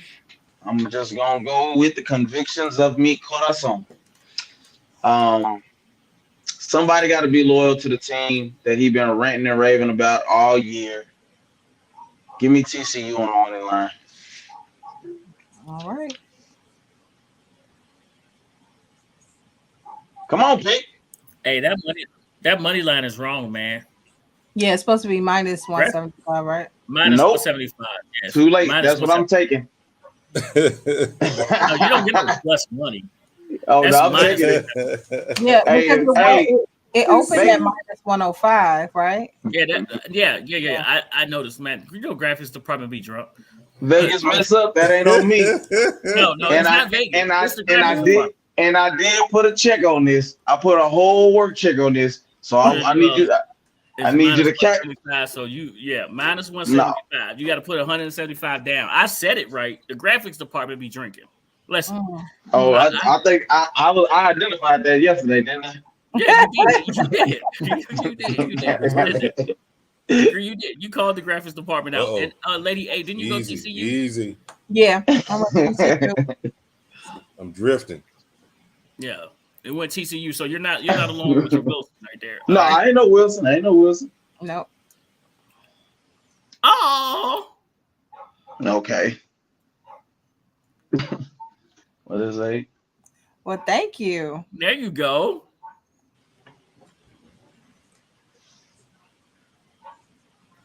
What you say? She got the job watching on all the TVs. All the TVs in the building. Not one TV, but all the TVs. So we got to look sharp. We got to tighten up. Right. We got to look sharp. We got to tighten up. We're on all the TVs in the building. All right.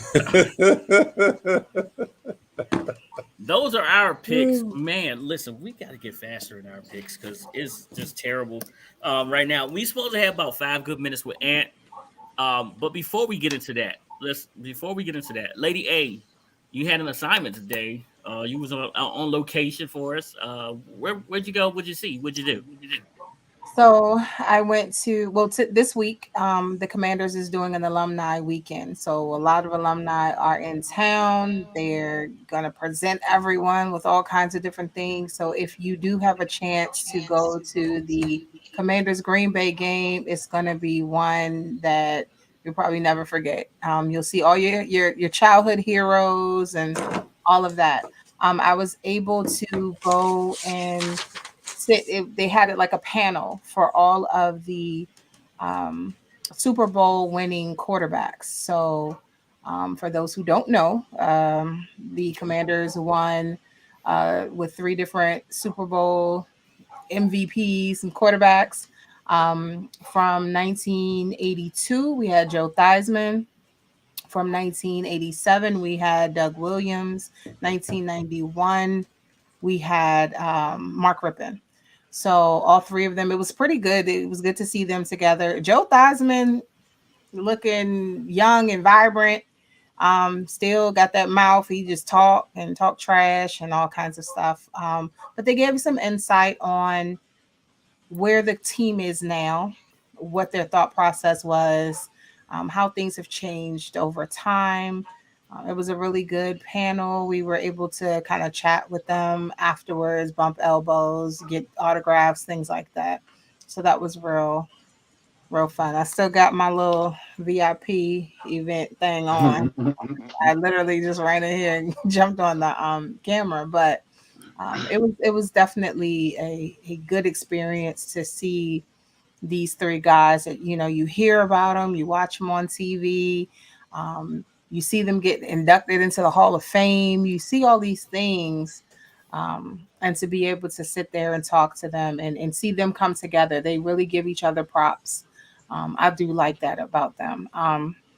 One thing that we did mention, well, that we mentioned when we had our question and answer, when they're talking about their success, they're all three of them. The main things that they were stating was that their offensive line, they gave credit to their offensive line, because without that offensive line, they couldn't do their job. You know, all three of them played with amazing offensive lines. You know, anyone know about the organization, you know, the Hogs. So that's who was in front of them. So they gave props to the offensive line. They also gave props to their coach. What about Joe Jacoby? Did anybody say anything about Jake? Because like he Not was there for all three of them. You're right. Not really. The people, the standout names that you constantly heard, of course, they talked about Joe Gibbs. They talked about the entire offensive line. And then oddly enough, all three of them kept mentioning and giving props to Sonny Jurgensen and how they would look to him as an older player and see how he played and what he did right or did wrong. I did appreciate the fact that Mark Rippon was talking about how he was behind Doug Williams, and that was his immediate mentor, you know. So I mean, it was good. They were just giving all three of, you know, each other praise, and then that they strictly talked about the offensive line for a good like 5 minutes. They were talking about how Joe Gibbs just said, "Hey, if I, you know, just turned around, put my finger on a play, it's gonna work because you have that offensive line that just was amazing." So it was a really good experience, and hopefully I can see everyone on Sunday as well. There we go. All right, so I am not watching the Caps game right now. I am actually absolutely loving what I'm seeing on this Thursday night football game with Arizona taking the lead. I mean, the game is not over. The clocks have not reached zero at the fourth quarter yet, but Arizona just absolutely took the lead there versus New Orleans. Go Caps, you have to keep me posted because I am in Texas and that game is not local for us. So I don't have the NHL packet, but I do keep checking my NHL scores. So, Lady A, thank you for that. And yes, sir. So I'm trying to see what happened. Did he throw a pick? Yeah, it was a tip. It was tipped, and it was picked up from the tip. Okay. All right. And did he just miss a field goal? He just missed a field goal? Extra point. Did he really just do that? Rodrigo? Come on, Rodrigo, please. Okay. So Ant, we about to put you on the clock. Let's go. Yep, pulled it. Got it. It's all you, sir. Okay. Well, listen, there are no notes this week. Everything is up top. Man, let me be clear. The Cowboys did not show up last week. Let me start by saying that. And I know it's to everybody's, to my chagrin, but to everybody else's amusement that they actually lost the game for once. Listen, let me say this: we're still better than whoever your team is. I think that we're looking at the two best teams in the NFC, and that's not being biased. If we look at Tampa Bay, if we look at a Green Bay, I'm not so sure that if we were to line this back up on a neutral field, that any one of those teams would be good enough to come out on a given Sunday, given what Philadelphia does best in running the football. I'm not also so sure that at the end of this season, if Dak does what he's supposed to do, that the season series isn't split, and that we don't overtake them for the lead in the division. From what I saw from that game, no bias. The Philadelphia Eagles at this time are a better team, period. Right? But that's given that our quarterback, as I've been hearing on national TV, that our quarterback is going to turn back into a pumpkin sooner or later. That guy was not the guy. And to call out Pick for a second, he kept trying to switch the narrative to make it seem like I was saying that I thought Cooper Rush was the guy. I never thought Cooper Rush was the guy. No. I knew you said you're so high on Cooper, and I never said that. I said from the beginning of the year that this defense would be able to take us where we needed to go, wherever that may be. I think that we'll see an uptick in production from the receivers. We also got to keep in mind that Michael Gallup is still recovering from that. Mentally, that's still something to come into. He's not getting in and out of his breaks the right way. I thought we were going to see James Washington by now. I don't know what's going on with that, to be honest. You know, the guy that we got from Pittsburgh. I actually would like for us to make a move for DJ Moore. You know, listen, it's a fire sale in Carolina. You know, Robbie's gone. Why not go ahead and get DJ Moore to bolster this? It sounds like Odell wants to be everywhere except with the Cowboys. The running game is going to be the running game. I am cautious about these next 2 weeks. You know, I don't know how we're going to fare against that run game of Detroit. And Chicago has the ability to be a problem for different reasons. Certain teams we just have problems with, as I'm sure that y'all can admit as well. So there are no super hot takes this week, besides the fact that I'm not sure when it's all said and done that if Dak was healthy and playing in that game, that we don't beat Philly by 14. I'm not impressed by this team. They're not the best team in football. I think that Kansas City and Buffalo respectfully have those titles. And I believe that they're putting a better brand of football out even more than undefeated Philadelphia or even a 4-2 Cowboys. But with that being said, we'll see each other again. Whatever scrutiny that you guys have, I hope you enjoy it because you will have to see us the last game of the season. We're going to smack the crap out of y'all again at your house in FedEx Field. And I hope that the whole First String podcast can be there to attend it. I rest my case. Wait. Even in defeat, this man is not humble. No. Listen, I said that the Philadelphia Eagles are the best team in that division right now. I also said that there are two other teams that are clearly better than both of us in Kansas City and Buffalo. But you guys, I've been dealing with this on Twitter for the past week. You know, everybody put the graphics up. Everybody's talking crap. Enjoy. You barely beat the Chicago Bears. You're a mediocre franchise. Ant.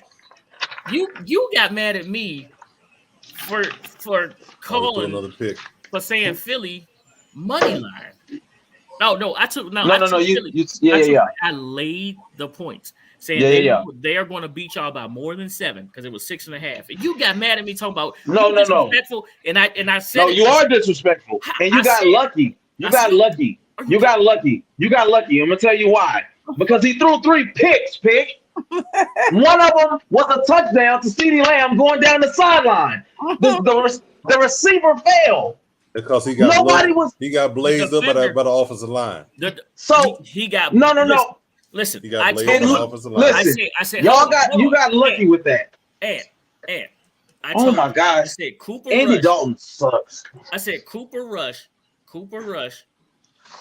has done what a backup is supposed to do. Mm-hmm. Right? Mm-hmm. Just like a chick on prom night, that dress is coming off. Oh my God. Wait a minute. Wait a minute. And you cannot. He's not a starting quarterback. Pause. He is not a starting quarterback. He's a backup for a reason, and backups get exposed the more time that they play. The more time, the more and more they play, the more people get tape on them, and they can understand what they can do and what they can't do. Right? And Philly, Philly has the best offensive line in the NFC. From tackle to tackle, they have the best offensive line, and they're all healthy. They have the best defensive line, right? No, they don't. Michael Parsons is a linebacker. They don't have the best defensive line. Like, bro, dude, I see why y'all are Washington fans, because y'all can't see past your own freaking nose. Listen. Okay, what happened? Who got the best defensive line? Listen. Philly don't got the best defensive line. They don't. I'm sorry, they don't. You can say it all you want to. Let's see how they look against a real quarterback. How about that? Oh, now it's a real quarterback. Man. That's always been a real quarterback. I said he's average, so slightly above average. Anybody on this show can tell you I've said that. He's a real quarterback. We got shows on YouTube right now where I believe you said. What did I say? You said we should keep Cooper Rush in. You're lying. Oh my God. You're lying. Honestly, and I thought you said that too. You did. I said what? I said we should keep him in. That you were happy that Cooper Rush was in instead of Dak when that was first, put out there that he was going to be playing. I thought you said that, but I was like, oh well. Then you said you didn't. I was like, oh well, maybe. This is my thing. This is my thing. Obviously, if Dak is hurt, I don't want to see you in 2 or 3 weeks, and you're going to either get back injured or we're stuck with Cooper Rush for the full season. If I said I was glad, it was only because of the style of play. The one thing that I can say I said good about Cooper Rush is the fact that he's not supremely talented in the way that Dak is. So he's going to do what he can do. He's not finna like the thing, and this is the crazy thing. Yeah, he still had opportunities to get us back in that game. Heck, he did get us back in the game. But the arm talent, like he didn't even get hit that hard by Graham to throw a duck the way he did. At least if that was on his throwing shoulder, he couldn't follow through. He couldn't get the ball. He's right-handed. He got hit on his right side. He got hit on the opposite side. Okay, it's your squad, but the only thing I know is this. I'm sorry. I don't know how anybody could ever think that I wanted Cooper Rush, who's worse than average, I'm gonna have to go back and watch be a full-time starter. I'm able to see the deficiencies. In a winning effort, he barely threw for 100 yards the last game. Hey, I remember also. I can never buy into that. I'm sorry. You had something to say over under on interceptions when we played y'all, and I said I think it'll be Cooper will give us 2. I said Cooper will give us 2, which he did. We lost them.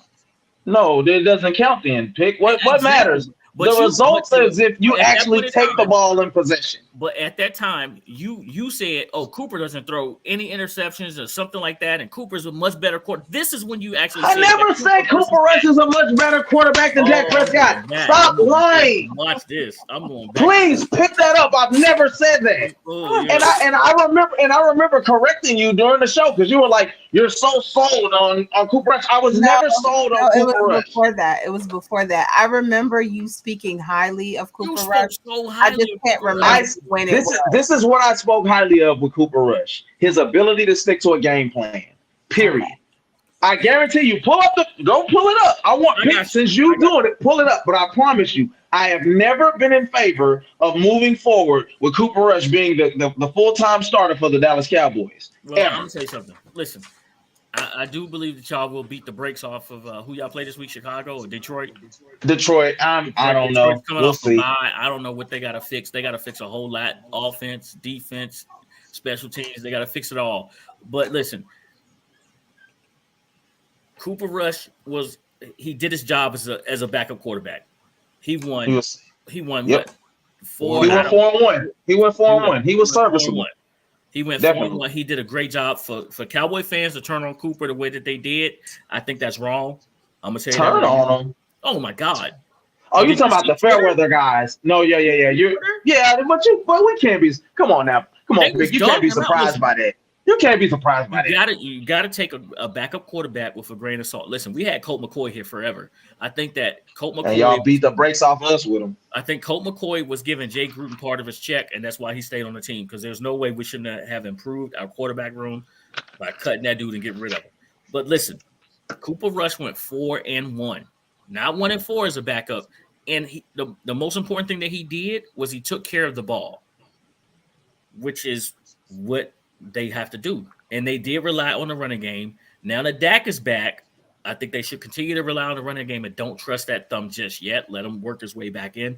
But for the most part, and yeah, you doing your part. You playing your part as the antagonist of this film. Hold on, can I say this? It's not about trusting the thumb. No, I'm being serious. It's not about trusting Dak's thumb at this point. Dak fully healthy is not a gunslinger. He's not what Tony Romo even was as a passer. He's not the guy that you put the ball in his hands and say, go throw the ball 40 times and win me the game. He's almost never done it against a playoff team in his career, if we can look it up.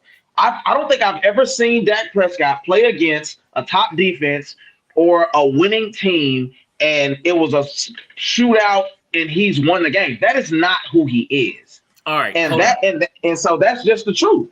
We gave you all the time in the world right now. So now we're gonna hit our last topic before we get out of here. Okay. So say it. You got the big box right now, right? Do you guys remember in school you would get a progress report? A progress report is what comes between your report card. So we had the first quarter of the NFL season, and we're in the middle of the second quarter of the NFL season. It's progress report time. All right. So letter grade, all right, for the Atlanta Falcons head. I'll have to say a B minus. A B minus. What have they done so great? What have they done so great? They're 500. 500. They're 500. They beat a team that shouldn't have been beat in San Francisco. They lost to a team in Cleveland who they should have beat. So, I got to be realistic. Right. They should have beat Brissett in Cleveland, in Atlanta. They should have beat them. All right. But then you turn around a team in San Francisco who you should not have beat, and you beat the brakes off them. Beat the brakes off of. So saying in the little box down on the report card, it had notes. What are your notes for the Atlanta Falcons? They got to get healthy. Missing Patterson, missing a couple linebackers. They got the rookie in there. He probably had his best game of the year was this game. I think he had 13 tackles. Not all of them was solo. I think he had like 7 solo, but it was 13 tackles. So we still need a D-back, and we got to fix the offensive line. I think we need at least 1 or 2 more pieces. The point that we have Mariota in there who's able to get out of the box and run away from some of this pressure is giving them more time than they need right now. So, all right, Lady A, you ready?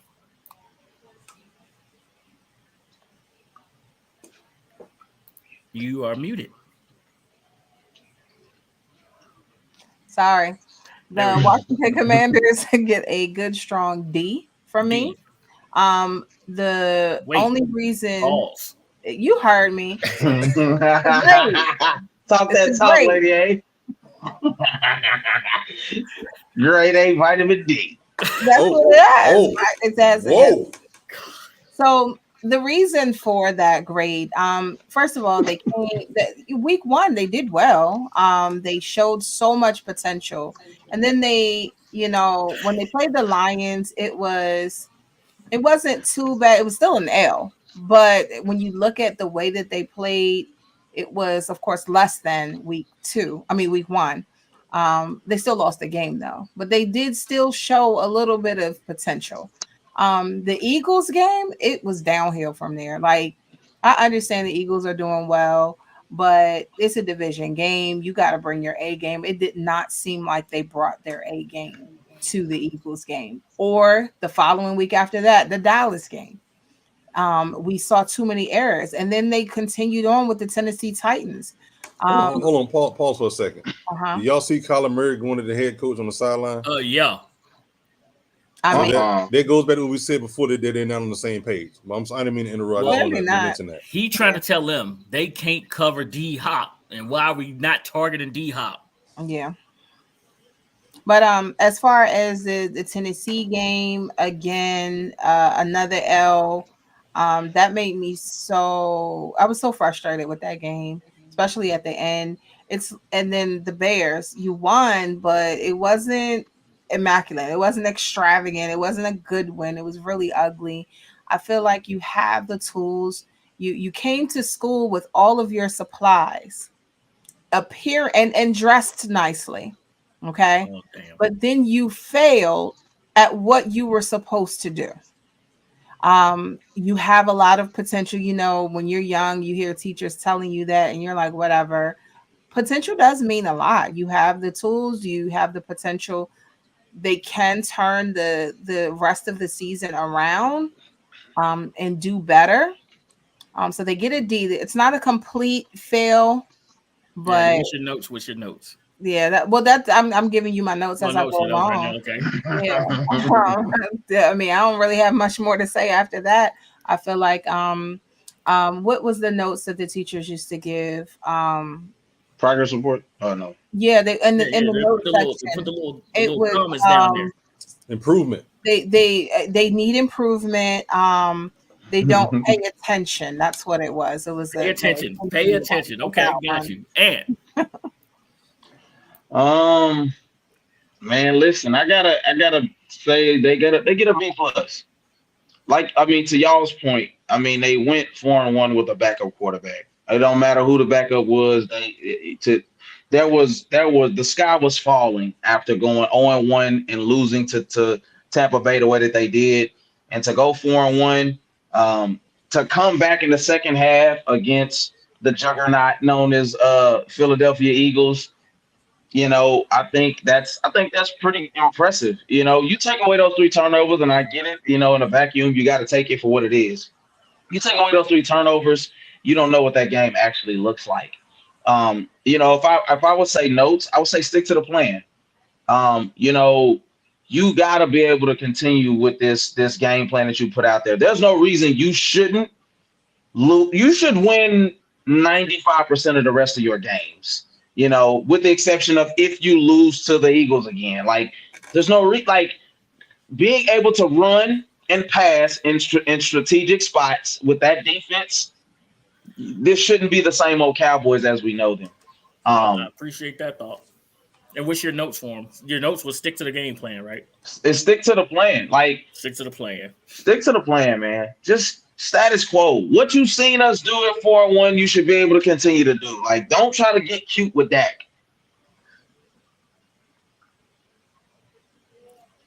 Oh, Lord. All right. My turn in the big box. Hey, I would like to thank each and every one of y'all for hanging in there with us today. We went at 2 hours, it looked like. We gave y'all some solid picks today. Don't forget to catch us on Saturday when we go through every NFL game. We've been pretty hot. We're all over 500. We will do the homework so that you guys can place the bets and cash the checks. Don't forget to like and subscribe to the First String Podcast. Tell a friend about us.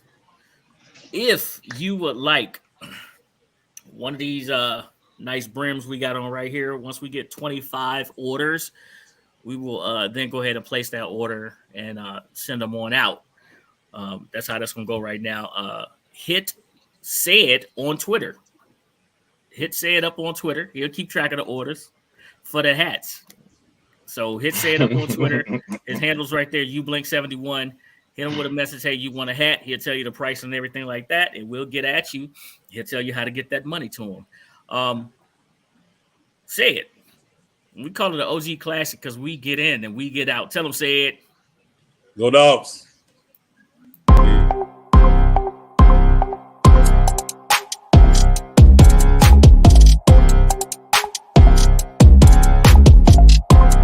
Artlist.io